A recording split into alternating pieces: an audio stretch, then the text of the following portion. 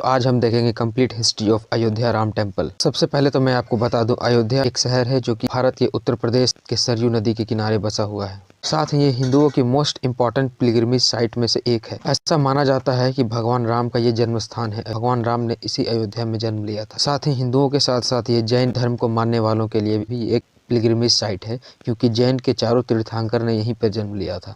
साथ ही ये हिंदू किंगडम कोसाला की भी कैपिटल रही है। साथ ही इसे साकेत धाम और कौशल्य देश के नाम से भी जाना जाता था। सूर्य डायनेस्टी की भी इसे फॉर्मर कैपिटल कहा जाता था। एक बात और बता दूं मैं दोस्तों आपको कि अयोध्या की हिस्ट्री बहुत बड़ी है, जो कि एक ही वीडियो में कवर कर पाना बहुत ही मुश्किल है। लेकिन अगर हम हिस्टोरिकल टेक्स्ट को देखें तो भगवान राम के पूर्वज सूर्यदेव के बेटे ने अयोध्या शहर की स्थापना करी थी, इसलिए इस वंश का नाम सूर्य वंश है। और इसी वंश में भगवान राम अपने चारों भाइयों के साथ अवतरित हुए। भगवान राम के जल समाधि लेने के बाद अयोध्या नगरी पूरी तरह से उजाड़ हो गई थी, क्योंकि सारे अयोध्या वासियों ने भगवान राम के साथ जल समाधि लेके वो बैकुंठ धाम को चले गए थे।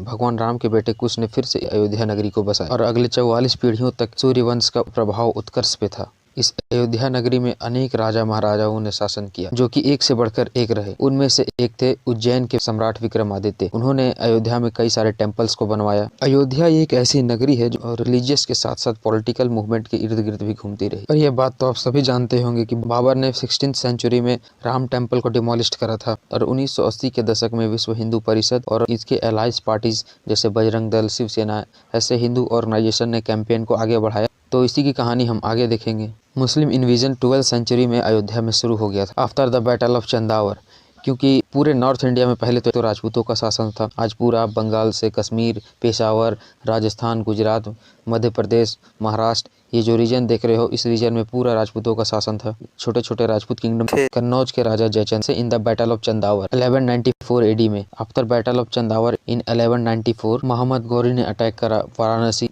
जो कि एक डिफेंसलेस सिटी थी, क्योंकि वो एक पिलग्रिमेज साइट थी। तो वहाँ तो हथियार वगैरह होते नहीं हैं, वहाँ लोग पूजा पाठ करने के लिए जाते हैं। तो मोहम्मद गौरी ने वाराणसी को अटैक करा। मोहम्मद गौरी के जो जिहादी ट्राइब्स थे, उन्होंने अयोध्या, मथुरा और साथ ही काशी को भी प्लंडर करा और इसे लूट लिया। According to Syed Shahabuddin, Ayodhya 1994 AD में मुस्लिम रूल के अंदर आ गया था। मुस्लिम इन्वेडर्स इसको कैप्चर करने में सक्सेस हो जाते हैं। और अयोध्या में उस समय 3 इंपॉर्टेंट हिंदू टेम्पल्स थे। जन्म स्थान जहाँ भगवान राम ने जन्म लिया, स्वर्ग धाम और त्रेता के ठाकुर जहाँ भगवान राम ने समाधि ली थी, सरयू नदी के किनारे। मीर बाकी एक मुगल कमांडर था जो कि ताशकंद से था, जो कि आज उज्बेकिस्तान में है। फर्स्ट मुगल एम्परर बाबर के समय ये इंडिया में आया था बाबर के साथ। बाबर ने इसे अवध प्रोविंस का गवर्नर बनाया था। उसने 1528 में बाबरी मस्जिद निर्माण किया और यहीं से इस झगड़े की जड़ शुरू होती है। राम मंदिर को डिमोलिश करके वहाँ एक बाबरी मस्जिद को बिल्ड किया जाता है। बाबरी मस्जिद का मतलब होता है मॉस्क ऑफ बाबर, मतलब बाबर की मस्जिद। और हिंदुओं की ऐसी मान्यता है कि भगवान राम के जन्म स्थान पर भगवान राम के मंदिर को तोड़कर वहाँ पे मस्जिद का निर्माण कराया गया, जो कि हिंदुज़म में एक प्रिंसिपल डैटी है। प्रिंसिपल डैटी इसलिए क्योंकि स्वयं नारायण के अवतार जो कि मानव रूप में धरती पे अवतरित हुए थे। हिंदुज़म में आपको बता दूं दोस्तों, में 3 भगवान सबसे इम्पोर्टेंट है। फर्स्ट है गॉड ब्रह्मा, जो कि इस सृष्टि के रचयिता है। उसके बाद आते हैं भगवान विष्णु, जो कि सृष्टि के पालनहार हैं और इसी भगवान विष्णु के अवतार माने जाते हैं भगवान राम। और थर्ड है भगवान शिव, जिसे कि डिस्ट्रॉयर कहा जाता है, जो कि संहार करता है। एक निर्माता है, दूसरा संरक्षक है और तीसरा डिस्ट्रॉयर है। और फिर इस मॉस्क को 1992 में डिमोलिश किया जाता है, जिसके कारण पूरे इंडिया में हिंदू मुस्लिम दंगे देखने को मिलते हैं। लेकिन उसके बाद हुमायूं के बाद उसके बेटे अकबर गद्दी पे बैठते हैं। अकबर एक, जैसा कि आप जानते हैं, बहुत ही रिलीजियस टॉलरेंस राजा था। अकबर के रीजन में जितना रिलीजियस टॉलरेंस देखने को मिला, उतना इतने लंबे समय, लगभग 800 साल तक मुस्लिम रूल चला, इतना रिलीजियस टॉलरेंस किसी के भी रूल में नहीं देखने को मिला। तो अकबर और जहांगीर के समय अयोध्या में थोड़ी सी जमीन हिंदुओं को दे दी जाती है वहाँ पे पूजा करने के लिए। लेकिन इस बाबरी मस्जिद को शुरू से हिंदू वहाँ से हटाना चाहते थे।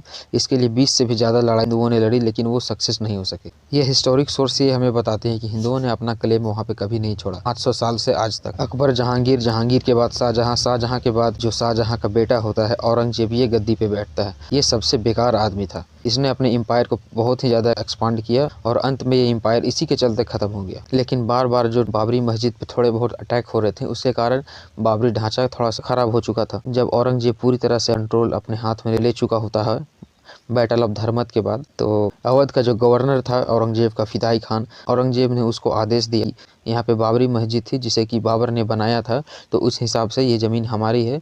और यहाँ पे जो राम टेम्पल बनाया है अकबर जहांगीर के समय, राम टेम्पल मतलब छोटा सा ज़मीन उन्हें ग्रांट कर दिया गया था हिंदुओं को अकबर और जहांगीर के टाइम में, इसको हटाओ और राम टेम्पल को फिर से यहाँ पे डिमोलिश किया जाता है और वहाँ पे बाबरी मस्जिद को फिर से बनाया जाता है। औरंगजेब के मरने के बाद आता है मराठा इम्पायर। मराठा इम्पायर भी अपने उत्कर्ष पे होता है एक समय। देखिए दोस्तों, ये मराठा इम्पायर का मैप है, इतना बड़ा फैला हुआ है पेशावर से लेकर तंजौर तक। जैसा कि आप सब जानते हैं कि मराठा इम्पायर की नींव रखी थी द ग्रेट छत्रपति शिवाजी महाराज ने। तो छत्रपति शिवाजी महाराज ये चाहते थे कि एक हिंदू इम्पायर भी हो। कहावत तो आपने सुनी होगी, छत्रपति शिवाजी महाराज का एक ही सपना, हिंदू राष्ट्र हो अपना। आगे समय बीतता जाता है तो 1751 में मराठाओं को इन्वाइट करता है अवध का नवाब अब्दार जंग।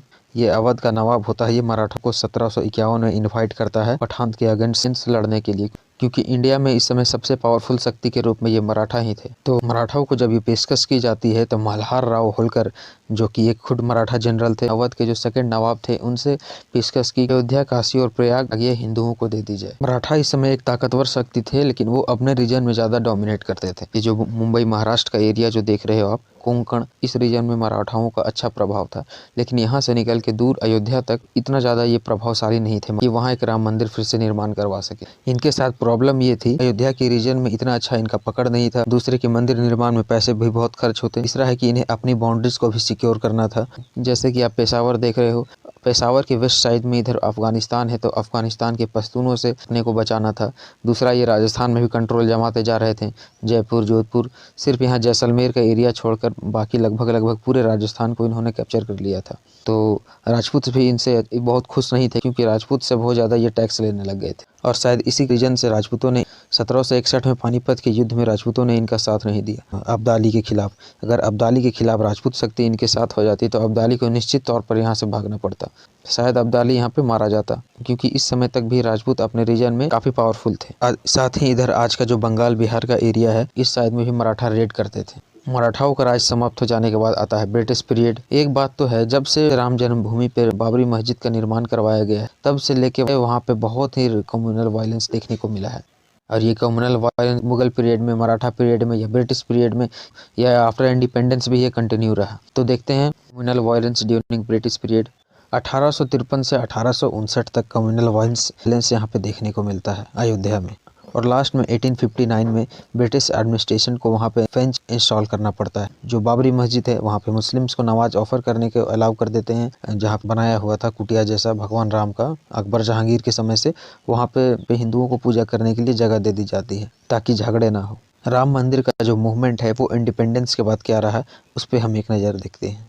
1949 में बाबरी मस्जिद के अंदर में एक भगवान राम की मूर्ति देखने को मिलती, और जब ये मूर्ति वहाँ मस्जिद के अंदर पाई गई तो हिंदुओं का ये कहना था कि भगवान राम ने ये मूर्ति वहाँ पे आके रखा है, और यहाँ से फिर से दंगे भड़कने शुरू हो गए। 1950 में फिर से 2 पिटीशन को फैजाबाद कोर्ट में दायर किया जाता है। पहली पिटीशन में ये कहा गया था वहाँ पे हिंदुओं को पूजा कर परमिशन दे दी जाए, और दूसरा ये था कि वो जो मूर्ति मिली है उसे वहाँ पे इंस्टॉल किया जाए। ये सब देखते हुए 1961 में उत्तर प्रदेश के सुन्नी वक्फ बोर्ड ने भी एक पिटीशन फाइल किया। बाबर एक सुन्नी मुस्लिम था, इसलिए वो ज़मीन सुन्नी वक्फ बोर्ड को दे दी जाए। 1980 से 1990 के दशक में ये मतलब बहुत ही राजनीतिक उथल पुथल देखने को मिली, क्योंकि इस समय इंदिरा गांधी के असैसिनेशन, इसी 1980 और 90 के दशक के बीच में जनसंघ और जनता पार्टी मिलकर भारतीय जनता पार्टी का निर्माण करती है।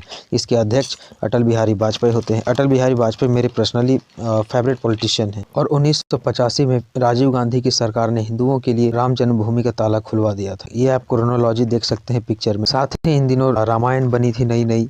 आज जो रामानंद सागर की आज भी जो रामायण देखी जाती है, पर्सनली मुझे भी वही रामायण अच्छी लगती है। बीजेपी का गठन हो चुका था। बीजेपी उस समय से ही राम मंदिर को एक मुद्दा बनाई हुई थी, तो लेकिन बीजेपी पूरी तरह से पावर में इसलिए नहीं आ पा रही थी क्योंकि बीजेपी का हिंदुइज्म को लेकर एक सॉफ्ट रुख देखने को मिल रहा था, लेकिन पब्लिक फिर भी धीरे धीरे अटैच होती जा रही थी। इसी को देखते हुए राजीव गांधी ने भी 1989 में चुनावी भाषण में सरकार बनने पर राम मंदिर बनाने का वादा किया। लेकिन जो भी हो, ये एक ट्रिगर पॉइंट था।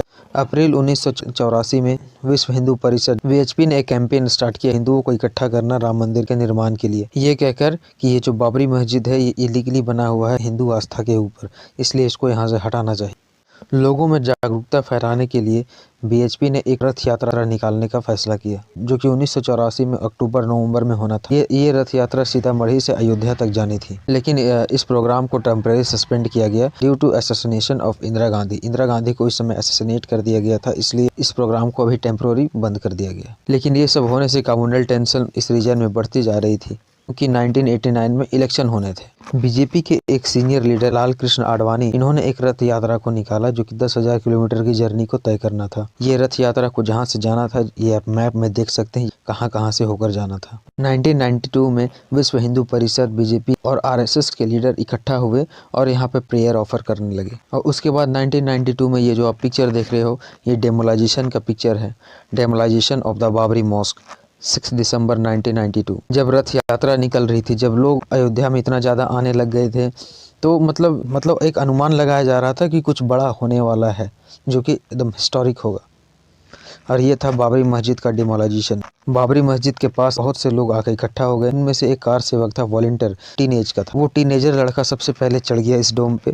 उस डोम पे चढ़ के भगवा झंडे को लहराने लग गया। अब उस लड़के को उस डोम पे चढ़ा हुआ देख नीचे जो लोग थे वो सारे मस्जिद कूद पड़े, हाथों में छेनी हथौड़ी लेकर। और ये जो बाबरी मस्जिद को ध्वस्त किया गया था, इसमें बीजेपी, आरएसएस, विश्व हिंदू परिषद, शिवसेना, ऐसे कई सारे ऑर्गेनाइजेशन के लीडर या वॉलंटियर्स ने बढ़ चढ़ के भाग लिया था। और जल्द ही इस मस्जिद को ध्वस्त कर दिया गया। और जब मस्जिद को ये ध्वस्त कर रहे थे, तब नारे लगा रहे थे, एक धक्का और दो, बाबरी ढांचा तोड़ दो। और ये जो रैली ऑर्गेनाइज की गई थी विश्व हिंदू परिषद, बीजेपी और इसके एलाइड ऑर्गेनाइजेशन के द्वारा, इनमें से इनके मेन लीडर थे आडवाणी, मुरली मनोहर जोशी, और पीएम मोदी भी इस समय मतलब काफ़ी यंग रहे होंगे। ये जो आप पिक्चर देख रहे हो रथ यात्रा की, ये जो माइक लिए हुए राइट साइड में ये जो है, वही है पीएम मोदी। पीएम मोदी भी इस रथ यात्रा में इनके साथी के रूप में काम कर रहे थे। इस समय कल्याण सिंह की सरकार थी। अब पुलिस यहाँ पे तैनात थी कि ऐसा कुछ ना हो जाए, लेकिन लोग बहुत ज़्यादा थे, बहुत सारे पुलिस वाले भी थे और लोग भी बहुत ज़्यादा थे। अब 1.5 लाख लोगों को पुलिस थोड़ी ना रोक पाएगी। लेकिन इस घटना में लगभग 2,000 लोगों की मौत हो गई। जिहादी टेररिस्ट ग्रुप जैसे इंडियन मुजाहिदीन, लश्कर तैयबा, ये सब टेररिस्ट ग्रुप ने डेमोलाइजेशन को कंडेम किया। ये डेमोलाइजेशन नहीं होना चाहिए था, और इंडिया को धमकी दी कि हम जल्द ही अटैक करने वाले हैं। और 1993 में मुंबई में एक ब्लास्ट होता है, जिसमें 257 लोग मारे जाते हैं। कहा जाता है दाऊद इब्राहिम ने इस ब्लास्ट को करवाया था बाबरी मस्जिद के डेमोलाइजेशन के बाद। और कोर्ट में ये जो केस चल रहा था, तो कोर्ट ने ऑर्डर किया कि ये जो 2.77 एकड़ की जो लैंड है, इसे 3 हिस्सों में बांट दिया जाए। पहला हिस्सा मिलना था हिंदुओं को, दूसरा हिस्सा मिलना था मुस्लिमों को, और तीसरा हिस्सा मिलना था निर्मोही अखाड़ा को। जो कि ये फैसला किसी को भी मान्य नहीं था। लोगों ने इस फैसले को नहीं माना। कोर्ट के आदेश पर एएसआई को कहा जाता है कि आप यहाँ खुदाई कीजिए और पता लगाइए कि यहाँ मंदिर थी या मस्जिद थी या जो भी है, वो साक्ष्य को आप प्रस्तुत कीजिए कोर्ट में। तो खुदाई में जो मूर्तियाँ निकली हैं, वो देखिए अन इस्लामिक है। ये मूर्तियाँ निकली जो मैं आपको पिक्चर में दिखा रहा हूँ, और ये मूर्तियाँ हिंदुज़म से रिलेटेड है। कोर्ट ने भी ये कहा कि structure was not Islamic in nature. अब ये मामला चल जाता है सुप्रीम कोर्ट। तो सुप्रीम कोर्ट का 2019 में ऐतिहासिक जजमेंट आता है। सुप्रीम कोर्ट ने अपने जजमेंट में कहा कि ये जो ज़मीन है वो हिंदूज़ को बिलोंग करती है। और इसे एक मोदी की विक्ट्री के रूप में देखा जा रहा था, क्योंकि भारतीय जनता पार्टी शुरू से इस राम मंदिर के मुद्दे को उठा रही थी। अटल बिहारी वाजपेयी के टाइम से, जब से अटल बिहारी वाजपेयी ने बीजेपी का फॉर्मेशन किया, उस समय से ही उसका एक प्रमुख मुद्दा रहा था राम मंदिर और आर्टिकल 370। अब लोग कह रहे हैं कि मंदिर बन जाएगा तो क्या फ़ायदा होगा। तो उन्हें मैं बता दूं कि there are many benefits of building Ram temple in Ayodhya. मंदिर बन जाने से एक तो पहला है कि सब बहुत सारे लोगों को एम्प्लॉयमेंट मिलेगा। साथ ही अयोध्या में एक रिलीजियस टूरिज्म का एक इंक्रीजमेंट देखने को मिलेगा। साथ ही अयोध्या में हॉस्पिटैलिटी सेक्टर भी डेवलप करेगी। साथ ही ये टेम्पल हिंदू कम्युनिटी के लिए 500 साल की ज़बरदस्त संघर्ष के जीत का प्रतीक है। साथ ही पूरे इंडिया के लिए ही नहीं, बल्कि पूरे विश्व के लिए, जहाँ जहाँ भी हिंदू रहते हैं, तो उनके लिए राम टेम्पल एक one of the most important pilgrimage site होगा। और राम टेम्पल को इस तरह से डिजाइन किया गया है, भूकंप, बाढ़, इन सब चीज़ों से सुरक्षित होगा। साथ ही सिक्योरिटी की भी यहाँ पुख्ता इंतजाम की गई है। ये इंडिया की सबसे लार्जेस्ट कंस्ट्रक्शन कंपनी बना रही है, जिसका नाम लार्सन और ताउब्रो है। राम मंदिर के निर्माण के लिए श्री राम जन्मभूमि तीर्थ क्षेत्र ट्रस्ट का निर्माण किया गया है। और फाइनली 22 तारीख को इस टेम्पल का इनॉग्रेशन होना है। इसके लिए आप समस्त देशवासियों को बहुत बहुत शुभकामनाएं।